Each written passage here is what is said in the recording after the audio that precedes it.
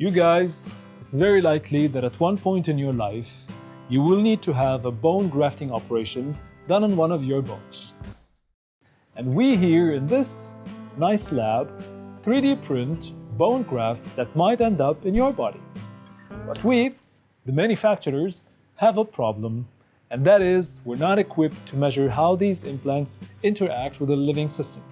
And that is because we focus on the additive manufacturing side. But hey, we want to learn the biological side too. Therefore, I gathered 7 of my best implants. They're great, I think. But I took them with me and I went to Switzerland, where I measured which one is the best and which one is the worst.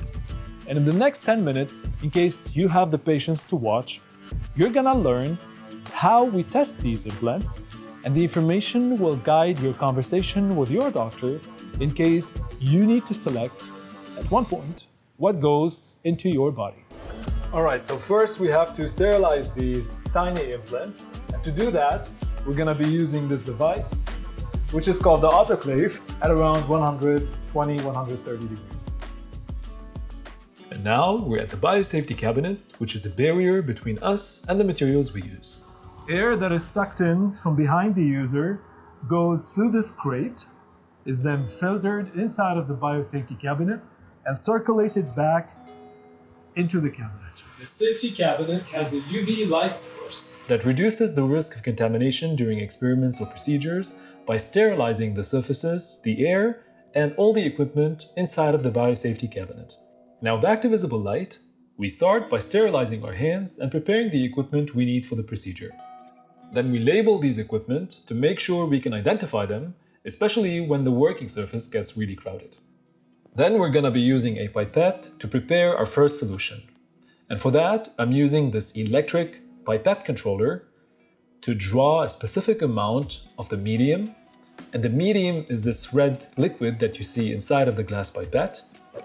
And I use the electric controller to slowly expel that medium into the tube where we're gonna be preparing our solution. Then of course, we need the cells. And for this test, we're using bone mesenchymal stem cells. My assistant is now ready with a sample holder. It's a plate that we label, add the bone implants to it, followed by the solution we prepared, and there we have it. A plate full of 3D printed bones submerged in a liquid full of cells. Then we place that plate inside of an incubator that mimics the conditions necessary for cell growth, proliferation, and maintenance. Usually that is 37 degrees C to simulate the conditions of the human body. And we leave them there for 24 hours. On the next day, we take our samples out of the incubator, and at this stage, most of the cells have attached to the surface of the scaffolds. And now we can suck out all the leftover liquids in a process known as aspiration, or simply vacuuming. So sometimes we need to freeze these cells at minus 80 degrees so that we can store them for a while and then use them later on. This is the fridge, I'll show you.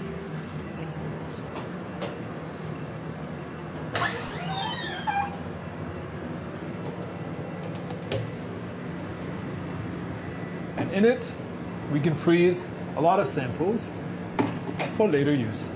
The cells we freeze or use in our experiments can be seen under the microscope. And if we take a closer look, we can see how these stem cells that were once round are now elongated in shape as an adaptation mechanism.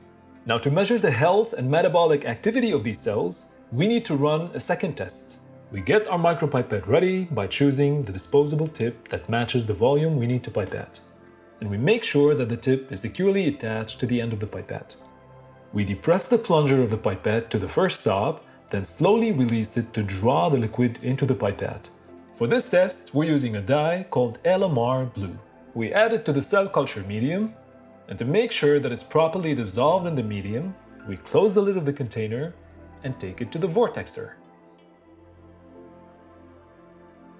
Vortexing helps homogenize the solution by mixing and dissolving the dye in the medium. Then we dispense the solution onto the bone implants in each one of the wells of the sample holder. And once we do that, we put our sample holder in the incubator for 4 hours. And after that period of incubation, the color of the dye changes. Can you see the difference? In fact, I wanted to measure exactly how much that difference is. Therefore, I took a small sample of each of the wells and I added them to a new plate. This new plate now consists of an array of 96 individual wells arranged in a grid pattern, with each well capable of holding a small volume of our liquid. But before we measure why the color changed, I had a task to do. And it's brutal. You see, while pipetting, sometimes you get air pockets stuck inside of the wells. And you need to pop them. And that's because they interfere with the optical path of the spectrometer. A lot of popping. And now that my popping session is over, I could finally put the plate in the spectrometer and start the measurement. And we got our first set of results. The spectrometer gives us a plot of the absorbance for all the 7 samples, and we can see that sample number 1 and sample number 4 seem to be doing better than the others. However, when we measured the same after 9 days, we saw a similar pattern, but the error bars of the first and the fourth sample are quite large, so we cannot decide which one is the best. But what seems to be certain is that sample number 5 is not doing well. But anyway, this is not enough data to conclude. This is why we proceed with the tests. More popping, but this time we're preparing new tubes for our scaffolds that actually sting by now. We're adding our scaffolds to the tubes and preparing them for PCR measurements where we do a lot of pipetting. We set the right value, make sure we have a new, fresh and sterile tip, and start pipetting.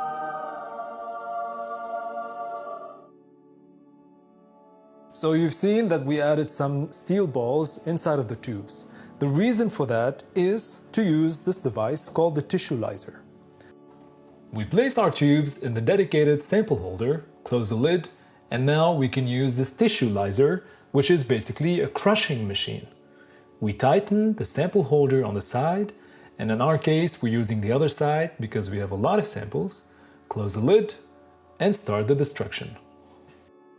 This machine applies controlled mechanical vibrations to the samples, causing them to undergo rapid agitation and collision. As a result, they get crushed. This process effectively breaks down the cellular structures and releases the intracellular contents, including proteins, nucleic acids, and other biomolecules. And now we need to double check whether all the bone implants were thoroughly crushed, because ceramics can be pretty hard. If they are, we head to the centrifuge. So centrifuging pushes all the liquid to the bottom of the tubes, and this allows us to collect the liquid floating on top, which contains most of the cells, while leaving behind the residues of the crushed ceramic implants. We don't need them anymore. Now we adjust our pipette and extract a small amount of that liquid and add it to a new tube for a set of washing steps. Washing or filtering is done through multiple steps. The first few steps are done using a washing solution that allows us to separate the RNA, which is going to stick to the filter, and the rest of all the other contaminants and ingredients in the sample. To do that, we use these special tubes that are made of 2 parts. The first part is a filter that can be opened, and this filter fits inside of a second tube where we collect the rest of the liquids after we filtrate.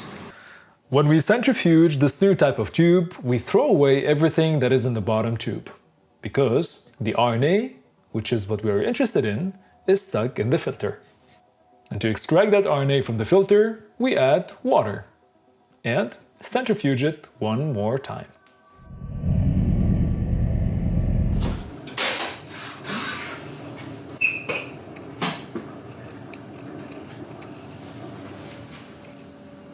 This goes here, this goes here. Yeah, but you need to stuck it inside the ice, so it should be really inside the ice. Well, she's right, because keeping the RNA samples at low temperatures helps to slow down enzymatic degradation and maintain the stability of those precious RNA molecules, which I'm extracting here for the rest of the PCR protocol. To that RNA, I'm adding primers and enzymes that are active at high temperatures. These enzymes are known as reverse transcriptase, and they're used to convert RNA into complementary DNA, or cDNA. And as you see me doing here, the pipette can be used to mix those enzymes with the RNA inside of the tube. So now we're placing these small samples in this heating machine to activate the enzymes, because as I told you, these are only alive and active when they're hot. A final set of pipetting and we're ready. Here, I'm using the smallest plate in the whole protocol. And if I lose a tiny drop of my solution, the whole measurement is wrong. Therefore, I have to be very, very careful. One final centrifugation cycle to make sure that all the drops on the walls of the tiny tubes are pushed to the bottom. And we place them across a light source to make sure that that's the case. Finally, we made it to the PCR machine. With this machine, we place our plate inside and we heat it through specific cycles of temperature and time. And with the PCR machine, we multiply the copies of the cDNA. This allows us to measure how many cycles it takes for the device to detect a fluorescent signal which is larger than the noise. And this would then give us an idea of the level of the gene expression in our sample. The level of the gene expression simply means the amount of cDNA in each one of the samples. And the results show that sample 4 seems to be the best, while sample 5 is probably the worst. But now you might ask, what is the difference between sample 4 and sample 5? See, sample 4 has micropores inside. They're tailored in size and shape. They're spherical in shape, and they have a diameter of around 30 micrometers. While sample 5 is treated with a very aggressive solution on the outside, which results in a micro roughness on the outer surface of the sample. And there you have it. The sample with the highest porosity seems to induce the highest gene expression when measured with the PCR system. But please keep in mind that this is a preliminary indication. This is not a definite conclusion, because there's a lot of factors that play an important role whenever an implant is in contact with a human organism, which is very, very, very complicated. Therefore, we take this result as a preliminary guide to move our research forward with a focus on optimizing the porosity, and in the meantime, take very good care of your bones by exercising well, sleeping well, meditating well, and what else? Eating well, of course. And I see you next time. Bye for now.